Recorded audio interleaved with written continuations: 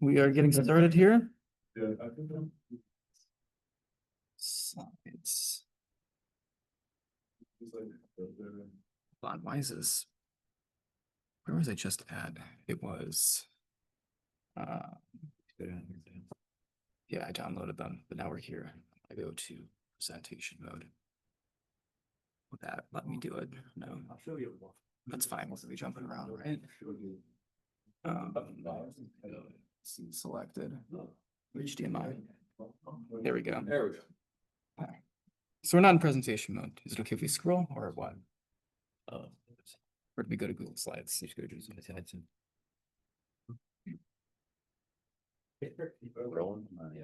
Yep.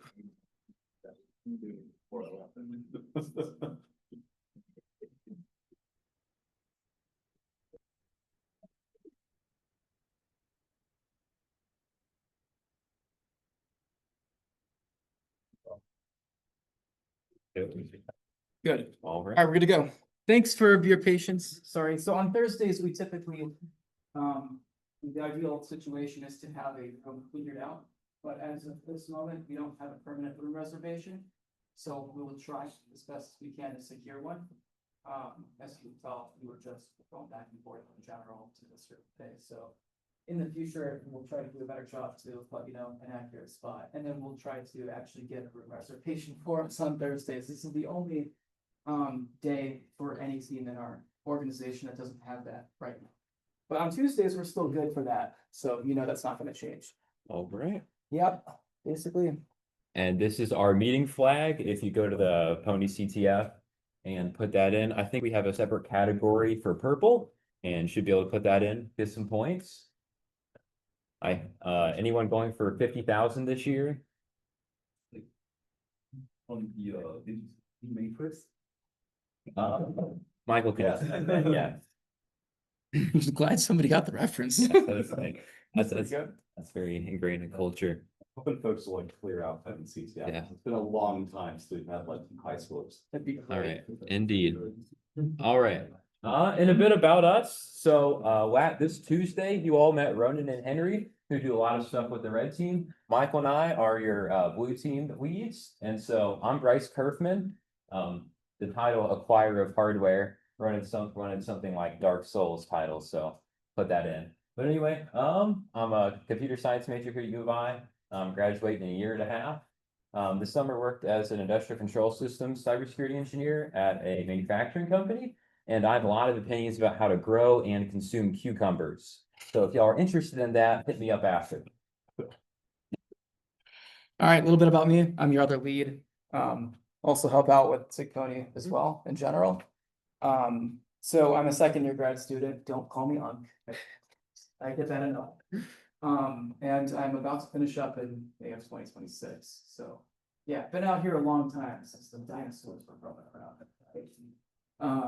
But I'm also part of the security scholarship program here that is run it, right? So we pretty much are the best who will know if you try to screw with our stuff. So don't do that.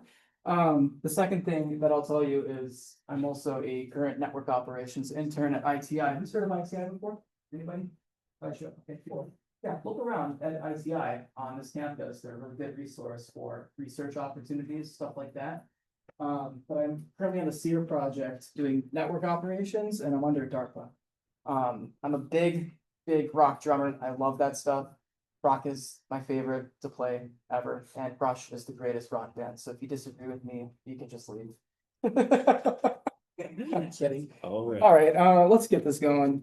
Okay. So table of contents here, right? I'm going to walk you through some expectations, some housekeeping that were somewhat covered on Tuesday, but some things have changed moving forward, and we're going to communicate that to you today.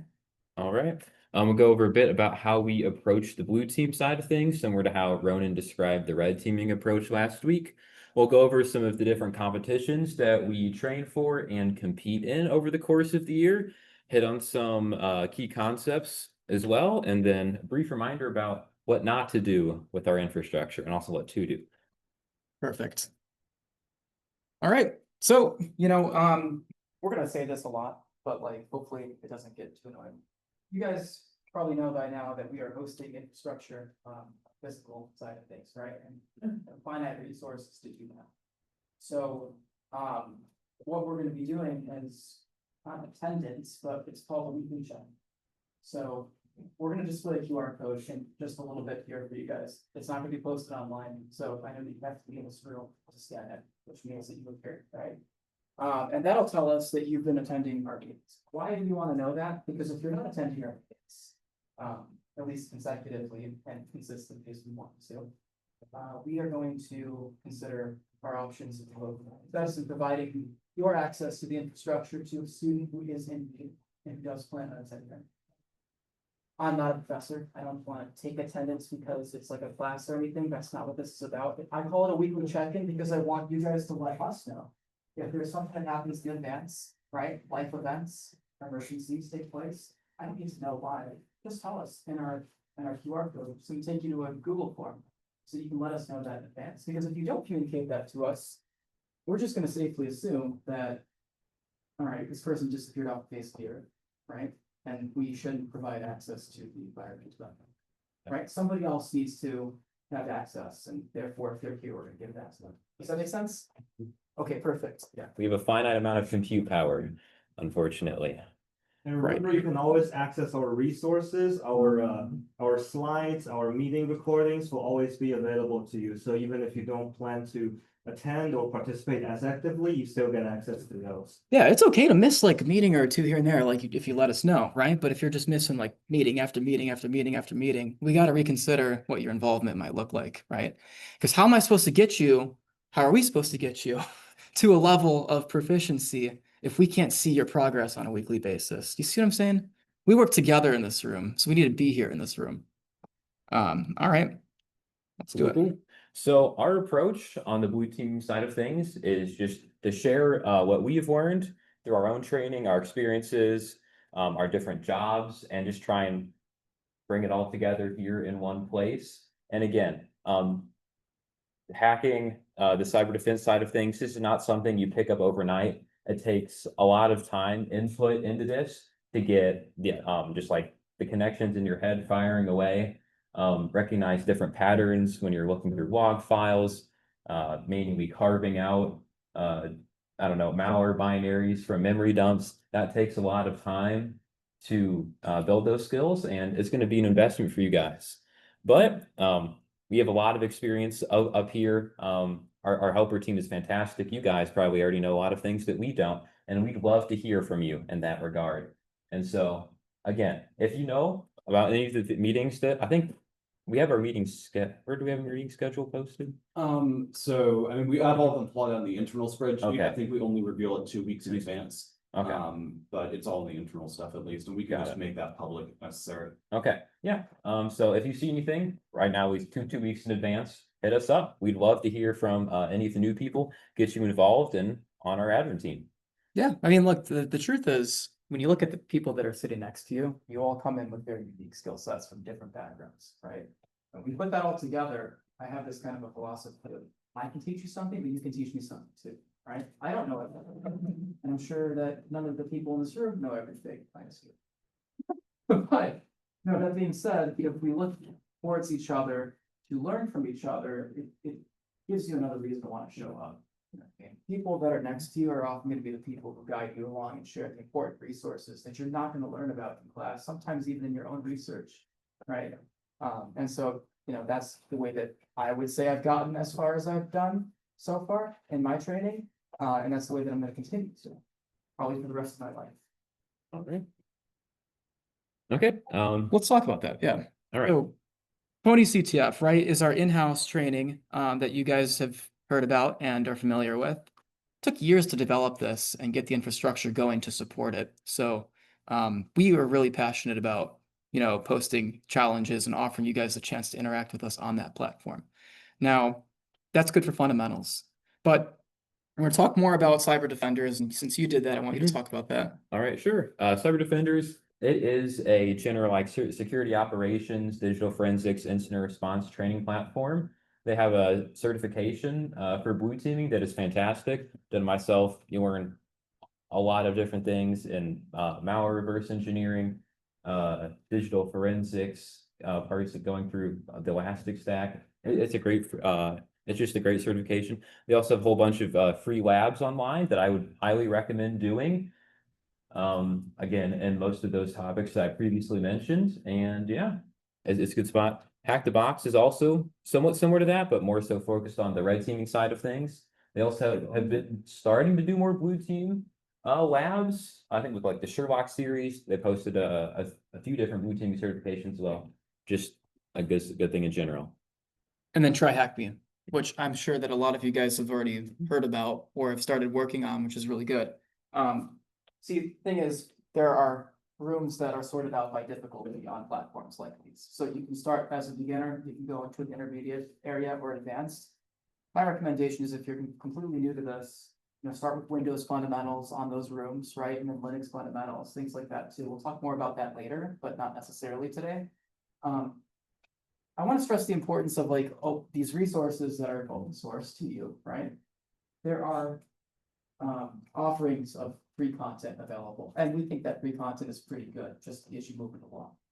I'm not going to sell you on anything because that's not my job, and I don't really like to do that to people, but I'm telling you from experience, and we can tell you from experience, that if you want to seriously pursue careers in this space, they offer paid platforms which offer you so much more than what the free content is going to be. And you earn certifications or experience for relevant other certifications that does help you if you're looking for a career in the space long term. So keep that in mind too, that personal training that you do on your own time is highly encouraged on Purple Team moving forward. But what you do on your own time is completely up to you. The reason why is because I can't expect you to like every single domain that we expose you to within the software area of things, right? And you're going to specialize in certain things, and somebody's going to choose another way to go about it, right? So I want you to be able to really think about the thing that you're passionate about, what you notice that you're good at. That's a great way to start in terms of looking at what's out there and how this world actually looks like. I will say this, blue teaming is 80% of the job market, both public and private sector. Red teaming requires experience on blue team to really understand that. And it goes back to the philosophy about, battle or things like that. Why? You're a good red teamer if you understand how to defend something, right? You're a good blue teamer if you understand how somebody would attack something. So that's the kind of mindset with education involved in for that time. You want to early start on it? Bring that training to us, then we can all pull that together and see what we are good at and what we are receptive at understanding through time. That's going to look very different for every single one of you, right? So for example, digital forensics is really his thing. I dabble in it, but I love networking. You know what I mean? There's things like that that I might know some things about that will come to each other for, right? Otherwise, if you are expected to know every single thing right off the bat, this is going to be very overwhelming for you. We don't want that. So take a look at this whenever you got some time. It's great. It's perfect stuff for you guys. And remember, although it is called Try Hack Me, don't try Defend Me. There are plenty of blue team resource on this website. I think they're catching up. They're really stepping up their games in terms of blue teaming, so feel free to check them out. Yeah, if you DM us at any point, we'll send you all these resources, the specific rooms that we recommend, like SOC Analyst 1, SOC Analyst 2, very cool for Try Hack Me. But yeah, like Henry said. Okay, so what do we do here on Blue Team? Well, focus on infrastructure as an internal side to this, right? How we put this together for you. We focus on in-house learning together, right? Demoing things, showing you how to go about it. And then asking you those same questions in return, right? Public facing side of us is we attend competitions. Flagship competition that's known in this country around defense is called the National Collegiate Side of Defense Competition. It is splintered into different regions. We are in the Midwest region. We compete with, 25 other schools or 31? I can't remember. Somewhere between that range of schools in Illinois. All right. That's the flagship competition. It happens in about, I think, February. This was 15th at the time last year, Sounds right? about right. Yep. Pretty cool. We sat in a room for 8 hours and went at it all day. It was fun. It was really fun. Papa Intense. John's pizza included. Oh, yeah. Don't worry. We could visit that site, but I want to keep it moving and show you more of the other competitions that we do. And Cyberforce by Department of Energy. oh, actually, listen at this one. That was Okay, a- yeah. So Cyberforce is hosted by Argonne National Labs, also a part of Department of Energy. More focused on simulating the protection and defense of industrial control system infrastructure, right? Protecting the power grid from advanced persistent threat groups, like, for example, Volt Typhoon, right? Which, in case you guys don't know, is a advanced persistent threat group that is from China, and they specifically specialize in attacking energy infrastructure here in the United States. So of course the DOE is interested in learning about, you know, people like yourself, students, right, who are just getting into this field or have experience, who know specifically how to protect things like that and think in terms of the energy sector side, right? Security looks different per sector or what kind of infrastructure we're using, but that's a flagship competition that we go to. It's really fun. We've got like 150 schools, 200 even, that compete in one room together. We're all sitting in tables. I love it. So, and we can tell you more about that at any time as well. All right. Get up here, dude. Yeah. Yes. Okay, Tracer Fire, in my opinion, it's the best. I like Tracer Fire a lot. So Yeah. Tracer Fire is a little different. CCDC and Cyberforce will be taking a live defense role. So you're gonna hand it a bunch of vulnerable infrastructure. You're gonna have like a pretty short period of time to go look at it and maybe remove malware, and then you're off the races, right? And you're gonna be getting hit hard and fast by red teamers. Tracer Fire, though, is after the fact. So there's going to be a very big network simulated, right, with all these fictional entities. So it's been VXN state. We used to have things that were more overtly geopolitical, but about a decade ago, the country of Kazakhstan got taken away due to federal complaints. So now it's VXN state. And there's going to be multiple advanced persistent threats, which, if it wasn't mentioned before, an advanced persistent threat is typically a government-sponsored hacking group, right? Going after some kind of intelligence or sabotage motivation, right? So we have multiple advanced persistent threats going after this fictional entity, usually a company of some sort in VXN state. And every year, folks are going to go through and build this competition based off of the latest we see in terms of external cyber threat intelligence. And then this is hosted by San Diego National Lab. So if we see anything really interesting in real life that comes up, right, that might get its way into the competition as well. So I played this for the first 2 years here at UIUC. I team won both times, especially with these wonderful folks on it. And then I won hard enough, I got pulled to go make this year's Tracer Fire. So please attend. It'll be extra awesome. So, Hey, Ronan, what does Tracer Fire stand for? the fire is to be forensics and incident response exercise. I have no idea how we got Tracer Fire. We also have, I think it was Los Alamos National Labs, like forked off of us a couple years in and made Cyberfire, which is like the knockoff version of this. But yeah, Tracer Fire is again different because it's based off of your forensics side of things. But this is a pretty real competition, right? Like things you're going to see in Tracer Fire are pretty true to life, which I think makes it really valuable. And it's still beginner friendly. So you will ramp on in just 48 hours from like, you know, fairly easy stuff to very advanced. So yeah, slots are limited, so make sure you sign up early if you guys want to go do that. You'll know when the announcement happens because we'll tell you about it. And a great thing about this competition, it's not like a small competition team where like we select 8 or so people like we do with CCDC. This is open to, I think, maybe 50 slots. 55 from U of I. So pretty much all of you sitting in this room could get a chance to join a team of 4-ish and then go hands-on in this. And they do recruiting, like that's a big They thing. do. Like if you win, you have a very easy way of getting a job. Like he did. So Yes. that's always a good comp. Understanding like a timeline of events is exactly what that competition is meant to show you, right? How somebody like traversed through an infrastructure. That's the whole point. It was so fun. I mean, we totally pissed off Purdue and bad. It was great. They were mad at you, right? Oh yeah, so I Yeah. met a girl, I had lunch one day, and I didn't know her, and she's like, I have a beer. I was like, how do you know who I am? It was because apparently all the Purdue guys were mad at me specifically, because we swept under them. We beat them by like this minuscule fraction, like with a couple minutes to go. It was down to the wire. So remember that came through, we all just like screamed, you know, because we were shocked. So it's a good time, a lot of fun. Unbelievable. I remember we woke up at like 8 a.m. in the morning and we saw that they were up ahead and we were just like sweating bullets trying to like make sure we took them out. We got them in the final half hour. It's ridiculous. Like 5 points. I'm talking like a challenge is probably worth what 80 to 100 points. Okay. It was like almost 10,000 is where we both of us almost reached up to as a team. And I think we gapped them by like 1 hour. 25. Yeah. 25. Yeah. Like they were mad. So join us because I want to do that to them again. Right. Yeah. Sorry, Purdue, if you guys are watching this. So they were ahead of us by 100, like one question. I was pissed because I couldn't figure out like one of the problems. And then we did the presentation, we were just like, oh, we're gonna lose, we're gonna lose. I said one, and we look at the final score, we were like 125 points better than them. And that's how we won, and that was just really fucking Crazy. So, cyber defense competitions. Okay, so essentially, this is the public facing side of what we do. The collegiate cyber defense space, okay, is supported by government agencies, private sector firms, and universities. So SIGPwny is just one example, right, of a team of cybersecurity focused students at a university. But there are other teams at other universities who we don't like, or we also do like.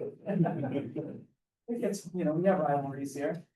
But all of them do amazing things, whether they host infrastructure, host competitions. Now, we actually do that as well. So FA2025 CTF is one such thing that we do, right? The fall CTF that we're about to host, I think on the 21st. So that's cool. UIU CTF is the international side of our CTF that we host, usually in the summer, and I think we had how many participants? It was like 1,000? For your CTF? It was a lot. I mean, it's really hot every year. Every year. So this is just, you know, that's different though, right? That's a CTF. So whatever you're thinking about that, table that. A cyber defense competition is an unrealistic expectation set upon us. I think it's fun. The reason why I think it's fun is because it's practical, right? Yes, we set up a cyber range that we're providing you access to, but one thing that's really difficult to find are vulnerable boxes, purposely just made vulnerable, sitting out there. Take ownership of, right? And I mean in a lab training set, right?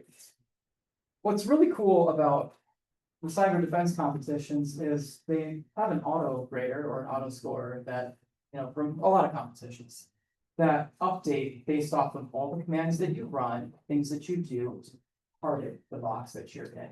I'll talk about what that is in a second, but securing it live as it's provided, you know, you're basically the objective is as best you can as a team. Whoever can safely defend, configure, keep critical services running, right, for the longest period of time is going to acquire 1 points. But that's only half of the competition. The other half of the competition is how you communicate as a person, right? Public speaking is a skill we should all have, but public writing is also a skill we should have. Are you technically proficient enough to understand what you are doing, and can you put it in a format that is very readable and understandable to, for example, your coworker, an executive team, your boss, because that is what we're all going to be expected to do in real time and in due time, right? Once you're out of this university, or maybe over the summer, if you intern someplace, you'll see that that's pretty much what they're really expecting more out of you. Skill sets are one thing, but how you talk about it and translate this over to real world issues is another thing. They grade you based off of how well you're able to communicate that. Blue teaming, we're given systems that are vulnerable, right? And we're tasked with maintaining the functionality of them. What happens when my website's down? Well, then the users of that site can't access it. So I'm going to lose points because that's a critical service that I need to keep up and running, right? That's just one example. Now, as a red teamer, on their end of things, they'll take our services down and mess with us in intervals to continue to evaluate our performance, whether we can respond to it accordingly. Talk about red teaming too? No, I think back onto this. Yeah, let's get it. Yeah, so the immediate plan for those competitions, and again, like Michael said, this is mostly focused towards competitions like CCDC. This is not what Tracer Fire looks like, as Ryan explained earlier. So the immediate plan, again, is to access the vulnerable systems, the network that we've been given, and just try and secure them as fast as physically possible. Some of the key things are just like rotating your passwords, checking users or groups to make sure there's not any malicious ones there added, and just trying to harden all of your services that you possibly can, limit your attack surfaces as much as possible. You're also just, once you've done that for the most part, try and threat hunt in the systems that you're given, try and find malicious things that the attackers placed. One of the most common things that we got burned on last year in CCDC was a cron job that basically gave the attacker's root access to, I think, our CentOS box, and that's how we got rootkitted. And firewall. And firewall. Oh, yeah. Firewall was, yeah, so, you know, What's that? one other thing that I want to tell you is familiarity with different like Linux distributions and the Windows operating systems, right? It's mostly the same, okay? If you know how to run a Linux command in one system, you're gonna know how to run the same command in another system, right? But there are different sets of vulnerabilities that we'll tell you about that exist within each of these systems in ways that it can be definitely messed up and ways that you should know how to patch it up, right? So for example, right, Eternal Blue, 2017, right? What Windows system was that? Do you want to answer? Yeah. Yeah, sure. The SMB version 2 on Windows 7. I think they had Windows 8 at the time, Windows 10, as well as the Windows Server families. So you have to know that, right? You have to know that if you weren't on a system that was Windows like 10 or 11, if it's not Windows 10 or 11, what is it? It's a vulnerable system that is vulnerable to that specific exploit, right? That specific timeline of events. That's the kind of stuff that we're looking at, right? So you sort of have like, you sort of have to have the library, you sort of have a vulnerability, you have a library of CVEs that can be operating. No, they're automated systems that handle it for you in a lot of cases. Like that's one of the strengths. If you can red team, you know how to run a vulnerability scan. Well, guess what? When you kind of vulnerable network infrastructure as a blue team, the first thing you should do probably is scan, see what you have up there. There's some dual use there. There's a lot of things that can really help you because not everyone is going to be a vulnerability encyclopedia. And if you are, you can probably get a job doing cyber threat intelligence just because that's unique. So It's just being able to, I'm not saying remember vulnerabilities, you will remember some great big ones that are just not part of your head. But you will become a walking encyclopedia of understanding, okay, I think that something could be wrong, or I need to check this one thing. You get that? There will be a certain like list of things you just know how to do over time, because it would be the right thing to do. And I want you to imagine what would happen if you felt that your computer, your stuff was insecure. What would you try to do to clean that up and investigate that?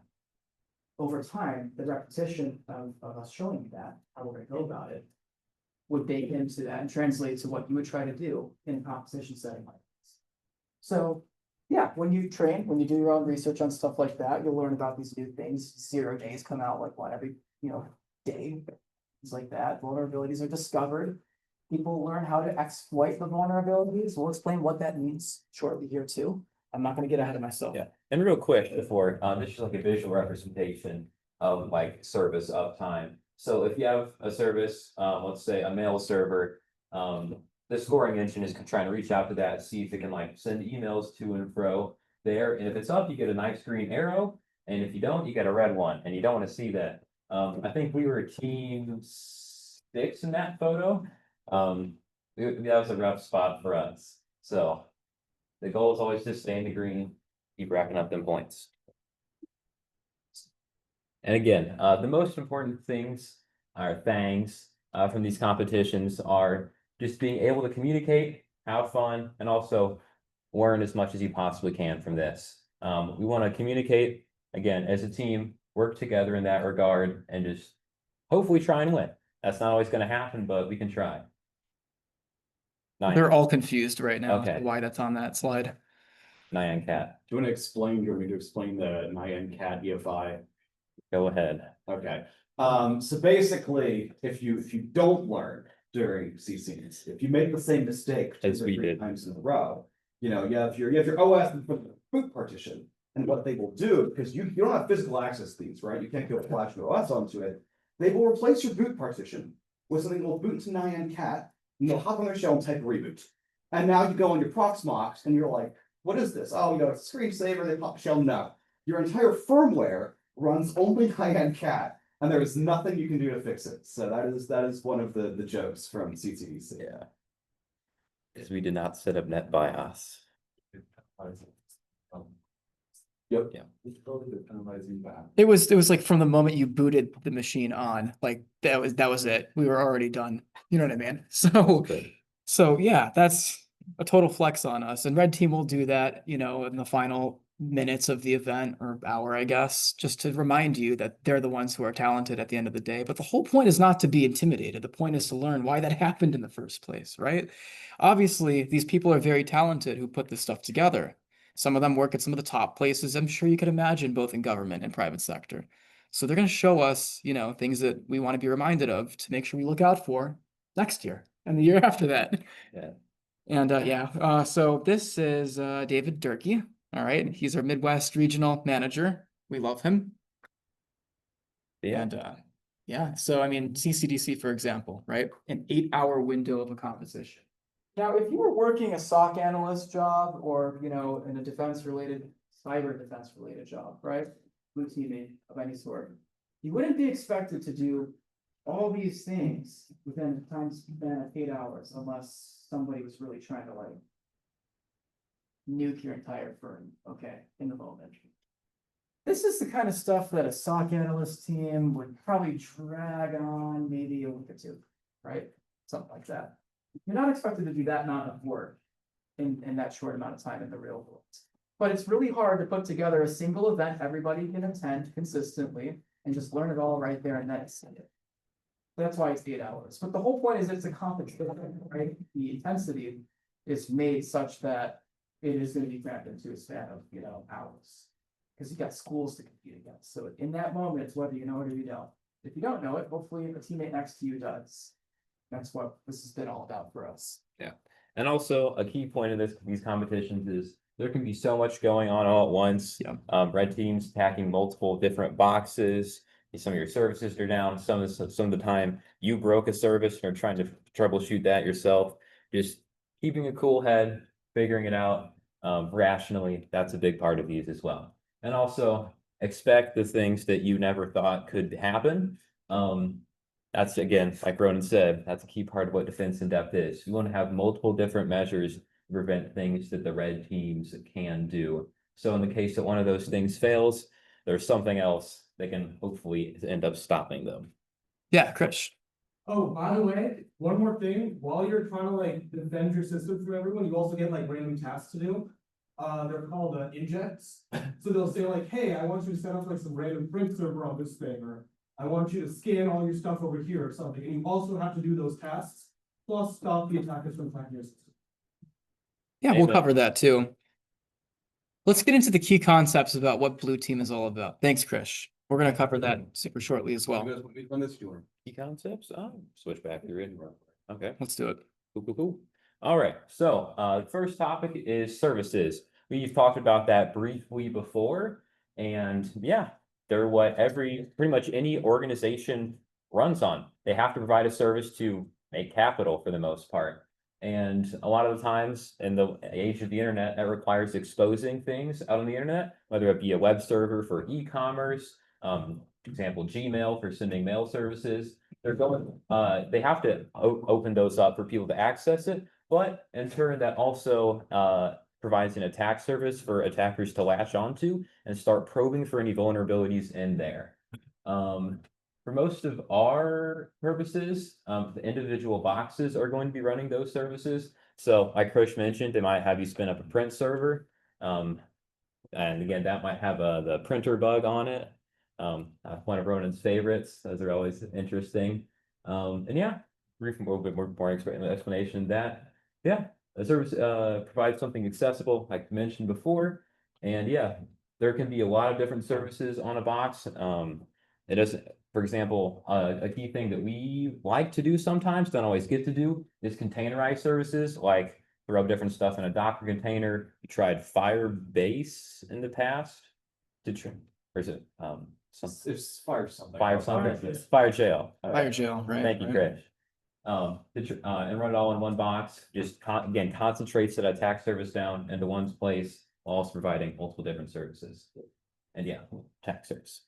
Yeah, they can be enabled, disabled, started, restarted, stopped, right? And we're going to show you exactly why we would want to know why we need to do those things, right? And again, I think like I alluded to earlier, the more services you have exposed, the greater the probability someone is going to attack you, and the harder it is to defend those, because that just means you have, again, yes, more chinks in your armor to stop. And that brings up a key point. Not everything has to be connected to the internet. Despite what the large companies may want you to think about your internet-enabled toaster, that is not a necessity. You don't need to do that. again, we can help stop this. Routers help massively by preventing certain devices from being able to reach out to the internet, preventing different IPs. For example, you don't need someone in Angora talking to your smart fridge, or anything else in your home network. That is not something we need to do. You can those and also firewalls help prevent malicious traffic from other places around the world, specifically that we know that we don't want talking to us. So that helps out a lot. And also, not every service has to be exposed. A lot of services can be housed in network. For example, network time protocol. You just have an NTP service running on your local network. That doesn't need to be exposed out to the internet. And again, that can be blocked by other things as well. Yeah, I'll give you an example. In this building, right? I mean, you're given a wireless access point right above us. There you go, right? But does this computer need to talk to the wireless access point? Not necessarily. It's plugged in. It's a permanent computer. It stays here, right? It's just wired. Physical and not physical ways to address like security needs is also part of the discussion about how a place is designed. So when we start thinking like that, that's when we start thinking about how to reduce things that can be tampered with, right? And yeah, I'm talking. Okay. So mandatory door analogy. Yeah. Oh, sure. Well, imagine you're living in a house and you got many points of entry. Front door, the back door, the window. Oh, your neighbor's kid put up a ladder and tried to get up to, you know, a second floor bedroom of your house, right? Or, you know, it doesn't matter how many points of entry. The point is, it gets more complex the more points of entry exist, right? You guys gotta get that? Do you have locks on the door? What kind of locks? Can the keys be changed? You know, don't tell me you guys own smart fridges. You know, that's, I don't think we need smart fridges, me personally, but that's out there. You know what I mean? Yes. And IoT, right? Internet of Things. You guys have heard all these terms before? Okay, so a lot of us have. That's great, right? So even the stuff that's in your house is a point of entry, both physical and not, right? Do you have a CCTV camera? Is it wired or is it not plugged in? Is it wireless, right? Things like that change the entire landscape of how somebody thinks about how to get in. The point is, you got more to keep track of, the more points of entry that you have. So even if you're great, you're still human and you could mess this up. You could forget something, you could misconfigure something, but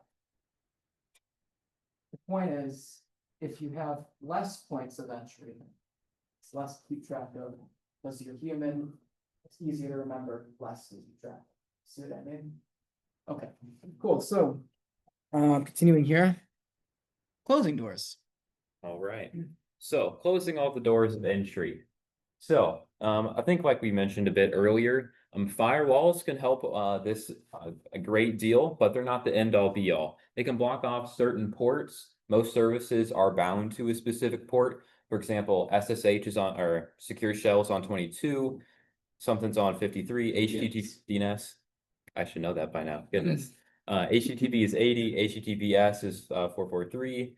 So it can block those ports from or allow those ports from reaching out. Especially for port 22. Normally you don't want that going into your home network, like for example. That's not something you really typically want to allow. A lot of I think malicious entities will do mass scans for port 22. So that's never something good to have open. Yeah, a firewall can also block malicious IPs. So I don't know who exactly publishes lists of that, but you can like pull down list of those, port those into your firewall, and it can take care of those. Also, a router can block off certain hosts. That's a key point there. Someone from the internet should not hopefully be able to connect to like a PC you have running on your local network. That's never a pleasant experience. So hopefully that doesn't happen.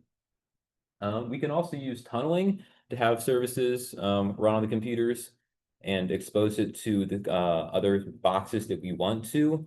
You can do SSH reverse proxies, port forwarding, things of those natures to only allow specific people in. And again, the best way to protect yourself is to close as many doors as you possibly can, because again, like Michael said earlier, less points entry, better it is. Give you another analogy. The water starts leaking in your house. What do? Shut off the water line. See what I'm saying?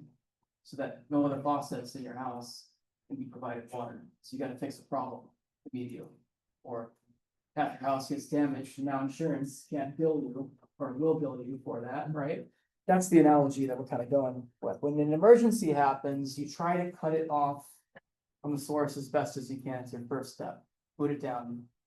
Okay, now we think about how to actually investigate this. See what I'm saying? All right. Take that. Yeah. A vulnerability, it's a specific weakness in your software, usually a service. If you can run arbitrary commands in a service, that's a vulnerability, right? If I can run something that doesn't belong to me, it's on your system, and I'm not normally allowed to do that, but in this situation, I am doing that, it's going to mess things up for you. If I can overflow you, overwhelm you, submit more traffic than you can handle, for example. That's actually a buffer over. Buffer for, oh, sorry. Service. Okay. Basically, it nets you arbitrary command execution regardless. Should have made that more clear. Yeah, you see how that kind of got confusing there. It's all good. So if you upload arbitrary files on a computer, probably a vulnerability, right? An exploit is what happens when a vulnerability is pretty much taken advantage of. It's capitalized upon, right? So when opportunity becomes reality, an exploit is a specific piece of code as well that can enable the compromising a service via a vulnerability. You need to have the vulnerability to upgrade it to an exploit. Upgrade in the sense that that's how you're going to actually go about it. Yeah, an exploit can be as simple as passing like SQL injection, like two little hash marks there, and maybe a little funny union business. Again, it doesn't have to be complicated. It just has to take advantage of a vulnerability and turn it into something malicious for the most part. Right. And to reiterate that point, less areas in means less vulnerabilities exposed. All right. Vulnerability management. This is the demon in every CISO's nightmares. This takes a lot of time and money and a whole lot of focus on actually meaningfully remediating this stuff. Most companies, governments, other entities that have to worry about this, unfortunately, SIGPwny does not have the money to fund full-time vulnerability management team, which we did. But they will have teams that go through their existing systems, look for vulnerabilities that they have based off of their current services, things that they're looking to acquire. A lot of, we'll go over this short, I think within a few weeks, but most companies around the world use Active Directory Windows for the most part, and that is chock full of stuff that you can take advantage of. So teams that go through there and look for that attack service, different misconfigurations there, that is extraordinarily important. And something to take note of is you can never remove all the vulnerabilities. They're put out, I want to say, thousands of vulnerabilities every year. The number of CVs are endless. So you can always try your best to get rid of the highest priority ones, but you can never get rid of them all. And again, that is why you need defense in depth, because simply getting rid of all the, I guess, software vulnerabilities isn't going to stop someone from just phishing an employee being able to execute remote code via their credentials, for example. That's why you need multiple layers, not just this, for example. And threat hunters will try to find these things like, you know, pretty much on their time, right? But again, humans aren't capable of thinking of everything.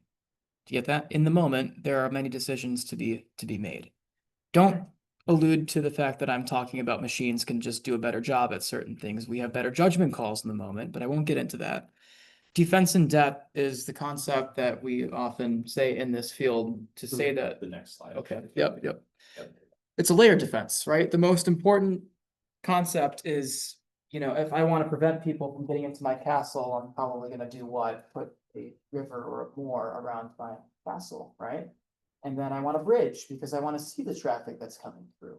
And then I'm going to put a couple of guys with bows at the top of my castle so that they can be ready to take down anybody who's actually trying to burn my bridge. You know what I mean? You see what that means, right? Defense in depth.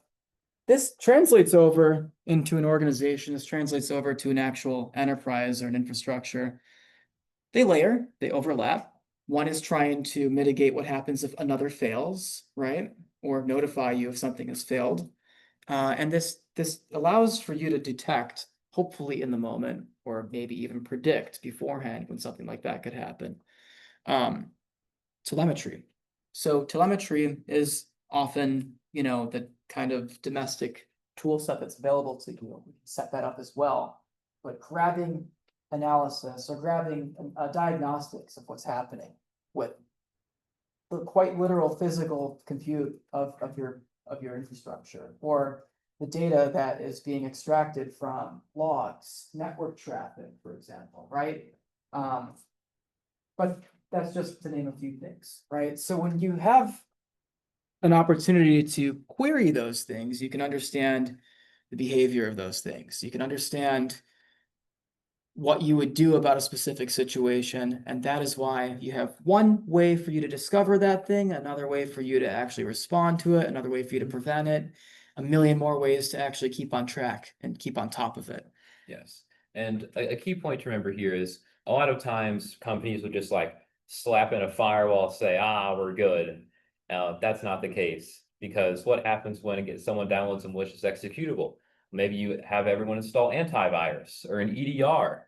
And then again, for phishing defenses, maybe you start running phishing simulations to train people to be more aware of these things. Again, you see how the layers just keep stacking up. The more of those you have, the better off you are. I want you to imagine you're in the war room as a SOC analyst, right?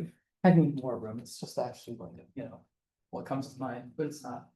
In a real SOC analyst job, your task is going to be to look at your computer and analyze a bunch of different logs, a bunch of different sources. You sort through data sets, you analyze, you pretty much understand, okay, this is my organization, this is normal behavior at this time. Right? But you'd also be knowledgeable enough to understand what is not normal behavior. That's what a SOC analyst. A lot of blue teaming is not just SOC analysis, but it's a huge and heavy part of it. So what good is having all the stuff capable on your network, right? If you can't go back and actually reactively look at what's happening, right? Or look at what has happened in the past, so that you can try to adjust for the future, right? It's really cool to have the ability to query things. So querying is a skill, right? You learn this in other areas of academics and disciplines as well, too. Yep. All right, now we're getting on to the fun stuff, you guys. Catching the bad guys. This is what we hope to do, but also we hope not to do, because in an ideal world, bad guys don't exist and they will not get into our systems. But this does happen at time to time.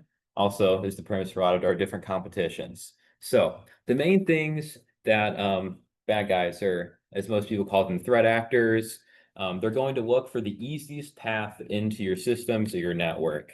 If they find an easily exploitable vulnerability, like, hey, that computer has a terminal blue on it, I can just go for that.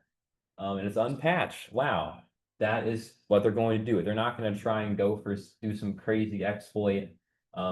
Like you're not going to go for breaking the hypervisor or something like that. Because that's pretty much impossible. Why would they do that? They're going to waste their time. They're going to go for what's easy and what takes them the most time, because like all humans, they're lazy.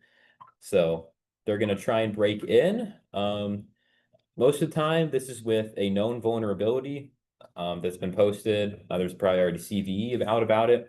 If they have a 0 day, which is something that has not before been seen, Ronan knows a thing or two about those. That's what you really have to watch out for, because if you don't know it exists, it's a lot harder to prepare for it.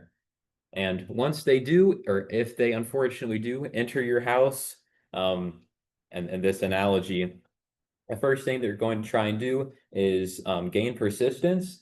This means that like if there's a reboot or your computer shuts down, when it reboots back up, then they still have access over that and are able to keep moving on with their operations. From there, they're just going to try and privilege escalate, gain code execution, set up a C2 command and control system, and just expand their reach over your network. And yeah, Yeah, somebody who breaks into your house wants to stay in that house, right? So, break into somebody's house, take away the phone, guess what? Can't dial 911, can't find your way out, but I want the house. You know what I mean? What do you mean hackers don't have spoilers rights? Thought they did. yes, like if you live in a system for more than 90 days, it's not the logs that just go away. You gain rights to it. Imagine if that's the world we lived in, Oh, that'd be amazing. in a digital world. I mean, okay, to be fair, if you remember from Casey's text, they say incident response teams usually take 100 days plus to Mhm. find that they've been hacked. Yep. So technically, like if you've been there for long enough, like you're probably not gonna get found. Yeah, it depends really on the threat end. You're Yeah, not- no, it's, Wrap. you'd be surprised. I mean, like, yeah, regulatory bodies say we want you to report incidents like this within X days that were last discovered, right? But like what they're saying is there are some threat actors out there who are so good at what they do, right? That they just weren't caught in the moment or as soon as we would have preferred to catch them. Or you can hold off paperwork on discovering it and report it later. Well, then enjoy a fine from the SEC. Usually how it goes. But like, when we talk about bad guys, we're talking about threat actors, it doesn't always have to be deliberate, right? Threats to your infrastructure, your organization could be accidental, they could be as a result of negligence, right? Script kiddies. Script kiddies, Very 16-year-olds, for dangerous. example, looking to prove something to themselves, right? People wanna get into things because they get some sort of a rush from doing it, right? It makes you feel good. Just like when you do your training and you start solving some complex problems, or when you've ever done an NP before, get that thing right. You can imagine what that rush feels like, the adrenaline of I'm smart, I can do it, right? That's what motivates a lot of people, more often than not, to break into things. They're curious. And I all, just genuinely want to smooth things up, and not just curiosity and wanting to prove they're smart. They also want your money. They want your money. That's the big thing. Yeah. So, I mean, they can do anything once they're inside, exfiltrate your data, whether that be personal identifying information, Blackmail. blackmail, Yep. ransomware, encrypt your stuff. I mean, this is Demand how we money. lost, a lot of our defense contractor plans, right? Think like the Black Hawk helicopters. Yep. Now, if you look at like Chinese Black Hawk equivalent, right, it looks just like Black Hawk because that was stolen from us, right? Yep. So. there's a Why does the very J35 look like the F-35? You know what I mean? Somebody had to leak that, right? Yep. Also War Thunder. War Thunder. Yes. 200 gigabytes, by the way. Don't install that on your hard drive. Lazy. All right. So more onto the technical side of catching bad guys. A lot of the ways that we find them is by again, parsing network traffic. A lot of the times logging like the explicit packet captures of everything that comes through is very intensive. So you can like distill it down to net flows, which is a lot of the metadata about who was talking to what, when, amount of data that was sent over. That's how you catch a lot of data exfiltration. If like example, I don't know, a file server is sending 200 gigabytes of data to somewhere in Indonesia, put a thing together. We're not picking on Indonesia. No, not of course. This could happen in the States too. You know what I mean? Absolutely. Anything like that is suspicious, but if there are countries associated with it, that does point a thing away. Yeah, also catch malware by logging files on the host, examining host behaviors, like if it's creating a whole bunch of different random sub-processes, that's a little bit funky. There's 758, yeah. Okay. We might run a bit. But yeah, we'll speed up through this last bit to give you some time back. Also have a antivirus and EDR, which basically does those things. There are other sources, but those are typically more manual, where you have to like go in, you get memory dumps. From those, you can extract your process trees, any binaries in like the memory. You can carve files out of disks, for example, but those take a lot of skill, or not necessarily a lot of skills, but a little bit of time to learn those things. And also there is some of this stuff that's like genuinely running 24/7 on your computer. So if you got Windows Defender, for example, that's like going through hundreds, more than hundreds of processes to like evaluate on a daily basis if your system is good for you, right? You can actually see some of this stuff in real time if you really wanted to. Yeah, automated alerts, right? I can't be at my computer 24/7 because I have to sleep, eat, shower, repeat, right? Yeah, right. So, we have to automate things. We can script things to say, let me know if X happens, if this, or this, right? Things like that are really cool ways to do it. And the job that would entail with that is an incident responder. So their job is to draft the report up, gather up all the findings, escalate it, investigate it if they need to. Investigate it for sure, escalate it if they need to. You know what I mean? And if it's determined that there's somebody malicious, we'll watch over them, see what their access and their tactics are, because we want to learn what the behaviors of people are, right? Or threats. If I know how generally somebody likes to attack something, oh, I'm familiar with that threat actor because I've seen them before, and now I know what they're going to try to do, right? So that's kind of the thing that you develop the expertise of over time when you're on the job. Indeed. And now, if you've made it to this step, you got to try and get them out of whatever they've gotten themselves into. Again, if possible, try to never change any forensic evidence you've collected or the systems, because if you have those in hopefully as untouched state as possible, it's a lot easier to draw information from them reliably. And if you end up going to court for insurance purposes, the SEC, for example, is up in your business. That helps a lot with determining faults. And again, once you've done that, hopefully collected all sorts of information sources, you're going to try to, hopefully this step comes first. This is all like happening at once. There's no like step-by-step procedure that you can just follow every time. It's kind of ad hoc. You have to determine what's going to be the safest method, is going to affect the least amount of people, your services, any other stakeholders that are involved. But one of the prime things you're going to do is isolate any affected hosts. So like if there's a bunch of computers that got bricked with ransomware, you're going to try and going to want to separate those off if possible from your network so they can't possibly spread that further. You're also going to want to search for and remove any persistence mechanisms like aforementioned cron tabs or cron jobs to reach out to, goodness, good. Words are not coming right now. Foreign hosts on the internet.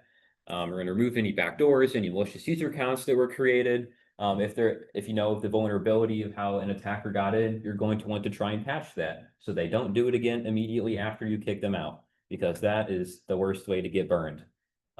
Also terminate any malicious processes that are running and anything else that is required to get them the heck out of your stuff.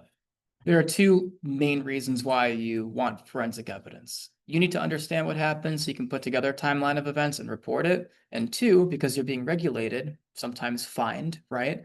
If you don't comply, or you're suing somebody in court, which rarely happens if you're going to sue somebody who is responsible for hacking you. Or DOJ wants to prosecute somebody. How do they prove that somebody actually did it? Well, I've got digital evidence that ties you to it, right? It's called CYA, cover your, right? I'm sure you can imagine what I'm going to say there, but I'm not because I'm on Zoom. And then another thing that I do want to go back to yeah, that real quick. What you want to do? Yeah, so like Henry said, since threat actors are likely, oftentimes it takes over 100 days for them to be detected. This greatly complicates our work because a lot of those logs have been basically deleted because there's not enough storage space for them, and they just make room for the other logs for the previous 90 days. So again, it's just a process figuring out what you have and what you can make use of it. Threat modeling, understanding your specific environment, okay? The services that you have to offer, the services that you can easily, lose if an attacker gains access to it. It's risk management. It's part of the business, right? You are going to have a set of things that that keeps the business alive and has to be alive. And what's the infrastructure that's required to actually prop up those services that your business wants to provide people? When you understand that, you're informed more about your side of things, okay? And so you manage it with a mental model, right? Is one way that we talk about it. And then you're able to try to find what your vulnerabilities are and how they're exploitable. So what's really cool about this is often a lot of red teamers, ethical hacking, penetration testing, you hear these terms like, what is it really? I mean, companies hire offensive security experts or people with experience to, in a supervised engagement, actually go in and try to attempt at breaking some of this stuff themselves. And the reason why they do that is because you want to report back to a blue team and say, you know what, I was able to do all this stuff, X, Y, and Z. Here's how I recommend you fix X, Y, and Z. Proactive, not reactive. And proactive, threat modeling, threat hunting, things like that. It all goes together. True that. And briefly, we're going to go over the MITRE attack framework. So, have any of you heard of this before? Raise your hand if you have. All right. Cool. Cool. So, MITRE attack framework has been developed by the MITRE Corporation, kind of government entity type thing. It's a little bit complicated, but basically they put out a very accessible knowledge base about the TTPs that it's advanced persistent threats use in the real world. So they take observations from cyber attacks that have actually happened and determine how did they happen, why, and just sort of the common procedures that attackers use. And this is very useful to us as defenders because it allows us to understand like the common, basically common tactics for how attackers end up operating. It makes categorizing different sections of attacks during like digital, like a threat analysis to see like what actually happened. Oh, is this was like TTP 8.0.1. I've seen this before. Yeah, it helps a lot. Okay. And that's all. Thanks for sticking with us. Yes. I know we ran a little long here. Let's tell you what we're gonna do. Okay. Next Tuesday. Ronan and Henry are back up. I'm gonna show you guys a lot more about network security and actively not. So you can bring knowledge about the OSI. Anybody can tell me, you know what the OSI model? Heard of it? We can give you these resources. We can, show you what to know about that, but that would be very helpful, like at a layer level of how these things actually, how the internet really works, right? So from a cable to what I'm seeing on my web interface, how all that combined is meant to deliver you the experience you're looking for. You can just simply open your laptop and see what you want to look up, right? It's complex, but it's not hard if you just understand layers and what's generally found or what exists with each layer. So do a little bit of a refresher on an OSI model. Next Thursday, network security and lateral movement. The plan is, what did we have planned for specifically for that? We're gonna be doing packet captures and looking at Wireshark. common lateral movement, like, yes, exactly. Yeah, Wire. we're almost kind of Michael. Yep. Yep. All right, cool. And then web hacking. So we're gonna pick up the intensity about next week. Yes, it's going to get much more practical from here on out. So Yep. sorry for boring you with all that information today, but hope you learned a thing or two. Oh, I forgot to put the QR code up. We're gonna start doing that next week. Yeah, don't worry about it. Yeah. Yep. Next week, we'll start doing that, guys. All right, thanks for those of you who are on Zoom. I appreciate it. Let me see. We're here for a Tuesday meeting, right? Yeah. 7:58, I got a question here. Okay. Yes. Yeah. Answer that question. I ordered